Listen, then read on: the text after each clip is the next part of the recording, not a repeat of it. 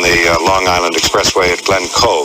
And the Long Island Railroad says it's restored power and resumed limited service on its Port Washington branch between Port Washington and Great Neck. There'd been no train service between Port Washington and Great Neck when the power went off at 1:20 this afternoon. Limited service resumed on the line around 2 p.m. And one thing more, the telephone company has been doing a lot of business today. Michael Horowitz tells me this.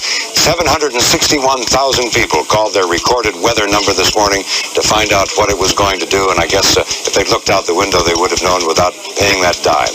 Back to the studio now.